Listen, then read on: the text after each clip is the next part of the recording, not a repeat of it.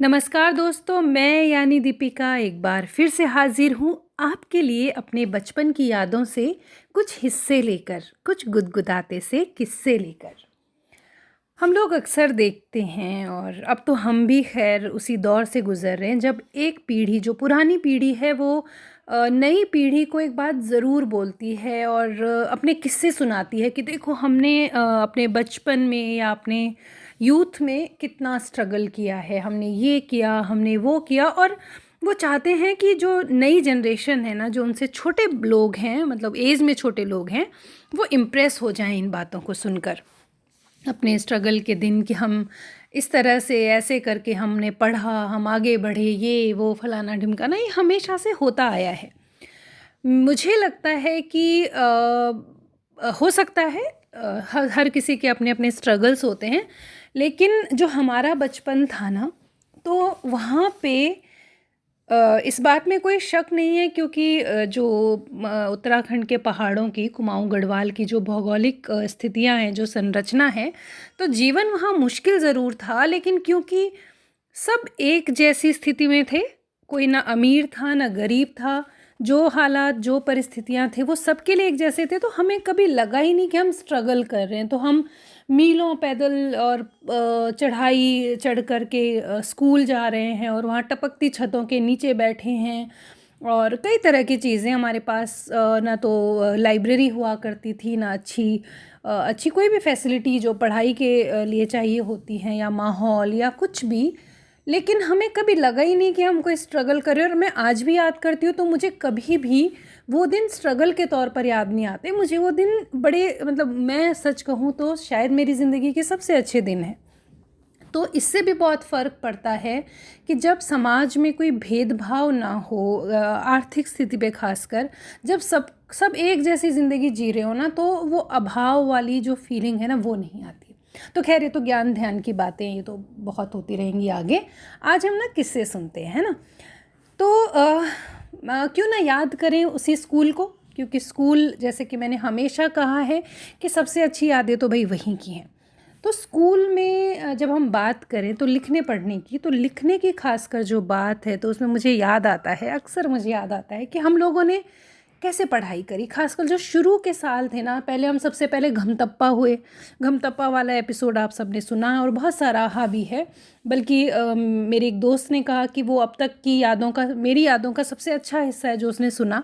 तो thank you उसके लिए। और घमतप्पा से आगे जो स्टेप होता था कि आप कच्ची एक में जाते थे और फिर आप पक्की एक में यानी फर्स्ट में आते थे, फिर सेकंड में। तो कच्ची एक, पक्की एक और फर्स्ट, यहाँ तक आपको, मतलब हमें पेंसिल या पेन या कॉपी कुछ नहीं मिलता था। लिखने के लिए हमारे पास होती थी पाटी। पाटी क्या होती थी कि स्लेट तो सबने देखी, लेकिन स्लेट जैसा नहीं होता था वो। लकड़ी का, आप ये मान के चलिए कि एक फट्टा होता था लकड़ी का, चौकोर, है ना, स्क्वायर में। और उस पे एक धागा डालने के लिए, पकड़ने के लिए, ताकि हम उसे पकड़ सकें या सर पे बैग की तरह लटका सकें, उसके लिए एक हैंडल टाइप का लगा होता था आगे से, उसमें छेद करके उस पे मोटा सा धागा डाल दिया जाता था, जिसे हम यूँ पकड़ करके या फिर सर में सर में जैसे बैग रखते हैं ना बच्चे, इस तरह से करके चलते थे। और पार्टी के साथ, पार्टी जो लकड़ी की बनी होती थी और उस पे लगता था लेप। लेप किस चीज़ का लगता था? पार्टी पे जो तवा होता है ना, तो गाँव में तो लकड़ियों पे खाना बनता था, मिट्टी का चूल्हा, लकड़ियाँ जल के उस पे जला करके, और तब उस पे बर्तन रखे जाते थे। तो जो तवा होता था ना, तवे पे कालिख की बहुत मोटी परत लग जाती थी। तो उस परत को खुरच करके हमारी माँ निकालती थी और उसका लेप, उसे गीला करके उसका लेप लगाती थी हमारी पाटी पर। तो पाटी हो जाती थी काली, एकदम चमकती हुई कालिख होती थी उस पर। उसके बाद उसे सूखने के लिए रख दिया जाता था। अब इस पार्टी पे हम लिखते कैसे थे? तो लिखने के लिए जो इन्वेंशन था, वो आविष्कार जो था, वो बहुत ही शानदार था। वो होता था बलख्या। जी हाँ, बलख्या होता था। एक डब्बा, वो डब्बा टिन का हो सकता था, प्लास्टिक का हो सकता था, वो अवेलेबिलिटी पे स्टील का हो सकता था, जैसे जैसे जिसको जो मिल जाए। तो बलख्या होता था और बलखे में भरी जाती थी मिट्टी। ये मिट्टी सफ़ेद रंग की होती थी और कुछ कुछ मुल्तानी मिट्टी जैसी होती थी, इसमें पत्थर नहीं होते थे, एकदम चिकनी होती थी। इस मिट्टी को कहते थे कमेड़ू। तो इस मिट्टी को बोलखे में भर के उसके ऊपर पानी डाल के उसका गाढ़ा एक लेप टाइप का जब वो हो जाता था, सेमी सॉलिड फॉर्म में जब वो आ जाता था, तब उसमें हम डुबोते थे धागा। एक धागा होता था, रूल जिसे हम कहते थे, एक तरह से रूलर टाइप का। तो वो धागा पूरा सोचिए आप कि उस मिट्टी में डुबोया और फिर उस धागे से पार्टी पे हम लाइनें खींचते थे, बिल्कुल सीधा रख के धागा, और फिर कलम से हम उस पार्टी पे लिखते थे आ ई, है ना, 1 2 3 4। क्योंकि शुरू में तो हमने हिंदी में ही पढ़ा, हिंदी मीडियम से, मतलब पढ़ाई तो सारी हिंदी मीडियम में हुई, पर 1 2 3 4 और ABCD सारा सीखा, इंग्लिश यानी सीखी हमने 6th क्लास से। तो पार्टी पे ही सारा पढ़ाई लिखाई होती थी। आपको गुरुजी ने काम दिया कि भाई आ से अंगा तक लिखो, हमने लिखा, लिख के दिखाया। उसके बाद आप उसको फिर पार्टी के साथ ही जोड़ दिया जाता था एक कपड़ा, उससे आप साफ़ करेंगे, फिर दूसरा काम तैयार। कितना मेसी हो जाया करता होगा, हाथ गंदे, कपड़े गंदे। इतने छोटे बच्चे थे, कहाँ वो मिट्टी से में उसमें कलम होती थी रिंगाल की। रिंगाल बांस की प्रजाति का एक पेड़ होता है, उसकी कलम बहुत सुंदर बनती है, पतला सा होता है, ग्रिप में भी इजी होता है, सॉफ्ट भी होता है, और उसकी कलम आसानी से बन जाती है, बहुत अच्छी भी बनती है। तो उस कलम को मिट्टी में डुबो के बोलखिया में, और फिर हम लिखते थे, है ना। एक बार का काम हुआ, फिर कपड़े से साफ़ किया, फिर दोबारा। अच्छा, बोलखिया जो है ना, ये बहुत ही अच्छी चीज़ है, बहुत फ़नी चीज़ हुआ करती थी। तो बोलखिया में क्या होता था कि भाई हमारे टाइम पे घर से पानी या खाना ले जाने का रिवाज तो कोई था नहीं, है ना। हम तो उठे, अपना पार्टी बोलखिया उठाया और चल पड़े स्कूल। अब हम बैठते थे बाहर धूप में, क्योंकि पहाड़ों में ज़्यादातर टाइम तो भाई सर्दियाँ ही रहती है, तो धूप में ही पढ़ाई होती थी। अब बोलखिया का कमेडू जो है, जो मिट्टी जो है, वो सूख जाया करती थी, और पानी इतना इजीली अवेलेबल होता नहीं था, क्योंकि स्कूल में कोई नल नहीं था।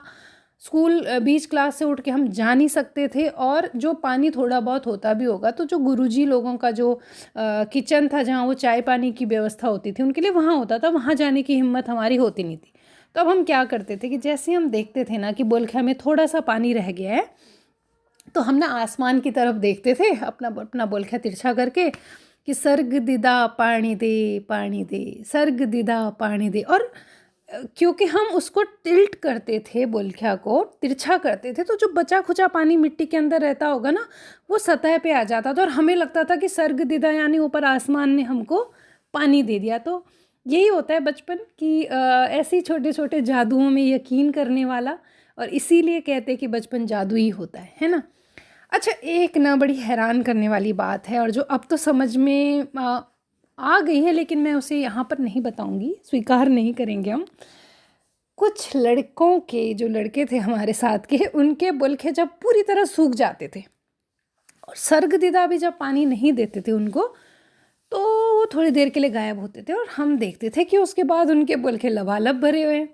अब भाई ये तो आप सबकी अपनी बुद्धि पे आप अंदाज़ा लगा लीजिए कि वो पानी कहाँ से आता होगा, क्योंकि नल आसपास कोई नहीं था, स्कूल से दूर बाहर वो जा नहीं सकते थे, तो स्कूल के प्रेमाइसिस में ही कुछ ऐसा वो लोग जादू ही करते होंगे कि उनके बोलखे लबालब भर जाते थे। खैर, तो ये तो हुई पार्टी बोलखिया की बात, है ना। स्कूल से हम घर जाते थे, फिर माँ से कहते थे कि माँ मेरी पार्टी चमका।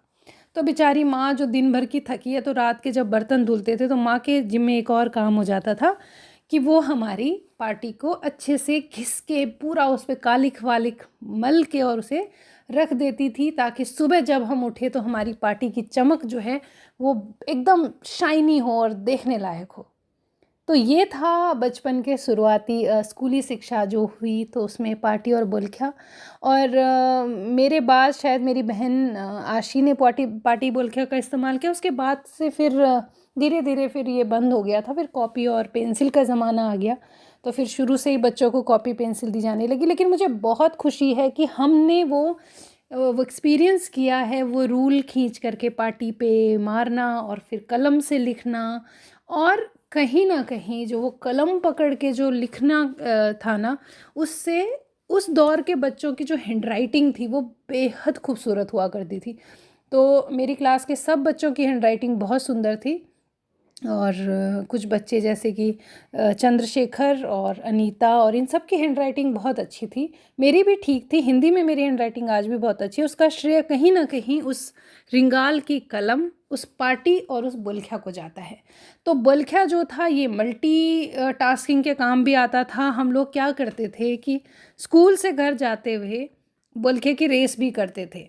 तो कहीं जैसे चढ़ाई है जहाँ से उतार शुरू हो रहा है, तो वहाँ पे हम अपने अपने बुल्खिया रखते थे और फिर नीचे को गिराते थे, और जिसका बुल्खिया सबसे नीचे तक जाएगा वो विनर माना जाएगा। तो ऐसा होता था, दिन ऐसे बीती थी शामें स्कूल के बाद। और अब ये वक्त याद आता है, लेकिन इसमें कहीं भी किसी चीज़ का दुख नहीं है कि हमें कॉपी पेंसिल नहीं मिली या हमें कुछ कम मिला। हमें वो मिला जो शायद आने वाली पीढ़ियों को नहीं मिला, वो एहसास, वो खुशी, वो सर्गदिदा से पानी मिलना, और वो जादू की कुछ के बुल्खे एकदम से कैसे भर जाते हैं भाई, सर्गदिदा इन पे अचानक से कैसे मेहरबान हो गए। तो ऐसे न जाने कितने किस्से हैं मेरे पास। सुनने के लिए बने रहिए इस चैनल पर। Thank you.